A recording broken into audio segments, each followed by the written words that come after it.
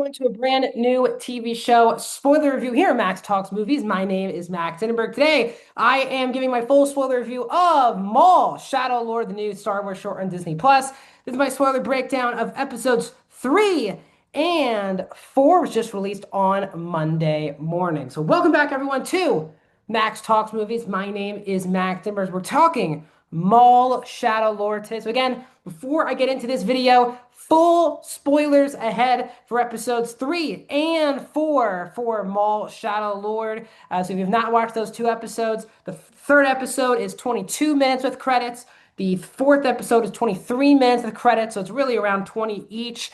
So watch those 40 minutes of content. Come back here, watch my spoiler breakdown. Also, guys, leave your thoughts in the comments down below. I'd love to have a fun discussion with you guys. So once again, I think that this show is just fantastic. These next two episodes were just awesome. When we're talking about Maul in episode 3, he is trying to not sway, I guess, sway Devin, who is this Jedi who has her.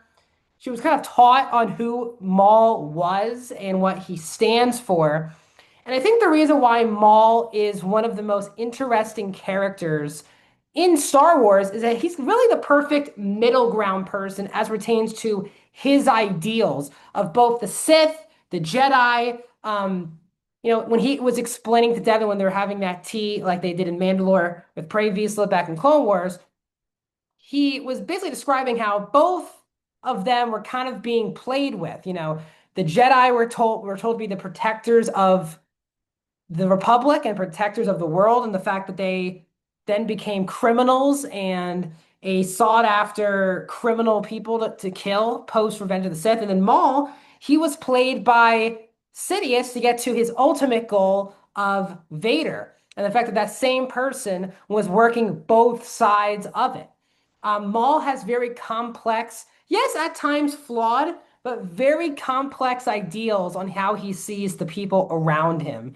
The Jedi, and then I wouldn't say Sith, I would just say Sidious. The fact that his master used him, he used a lot of people, and he used a lot of people to fight each other, right? And that's kind of what Maul's been talking about. But, Devin doesn't really take this. They have this unbelievable animated sequence where Devin does grab Maul's one lightsaber in episode 3, and she's like moving around this room. It goes completely dark, and Maul's just like whispering around her, and you're hearing the Sith yells when the lightsaber clashes. Like, really phenomenal animation, cool, inventive. The music was excellent. We do get a fun lightsaber duel between Maul and Devin in this episode, where Maul really is just going one-handed. You can really see how powerful he is. Just like it was one of my favorite parts about Darth Vader in the early days of Darth Vader, where post Revenge of the Sith, he really does use the one-handed lightsaber a lot, especially against Luke in Empire Strikes Back, because he feels how dominant he is and how powerful he is against his opponent. Maul does the same thing in this episode.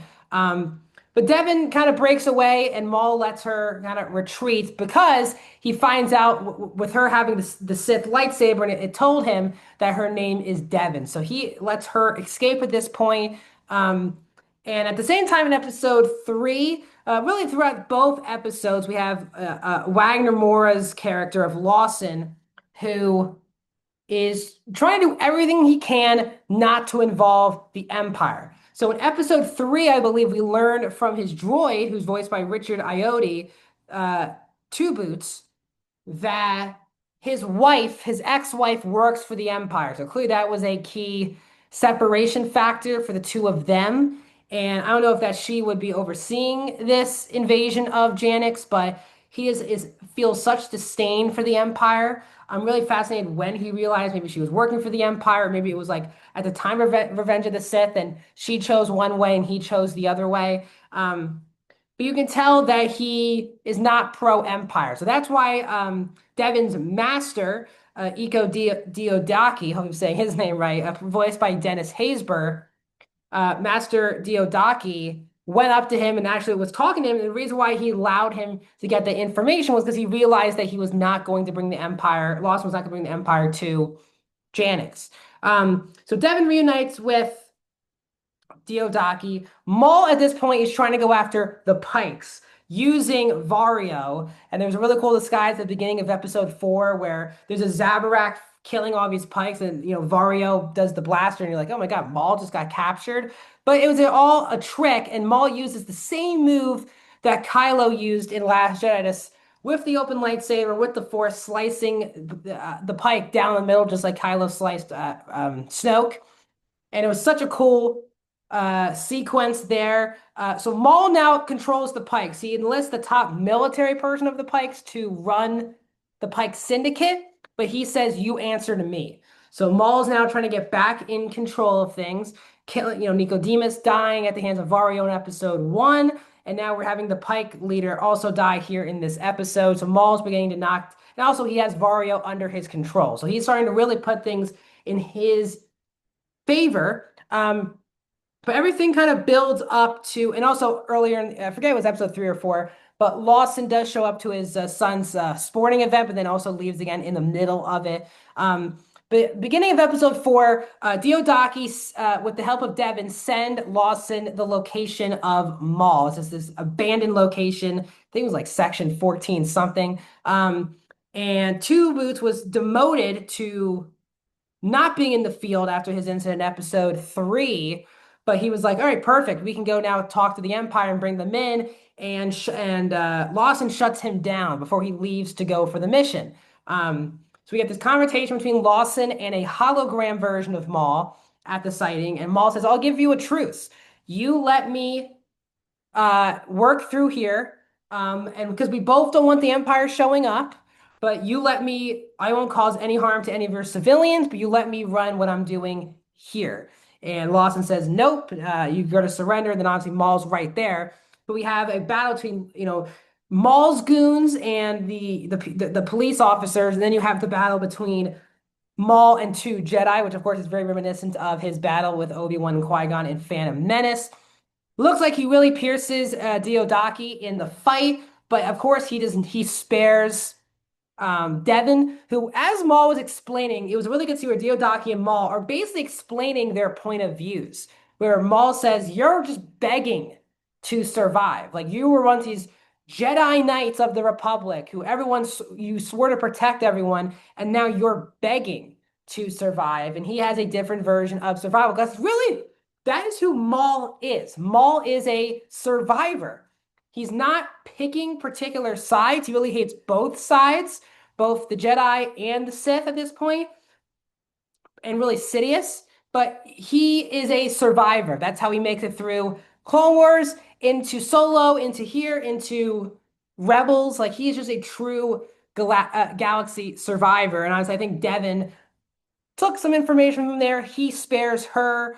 It seems like Diodaki is severely injured, but the big closing thing is when the police bring in their backup, Two Boots is there and he says, I hope you can forgive me because I did call the Empire. And then you get the Imperial March music and you get this big Star Destroyer hanging over the ship.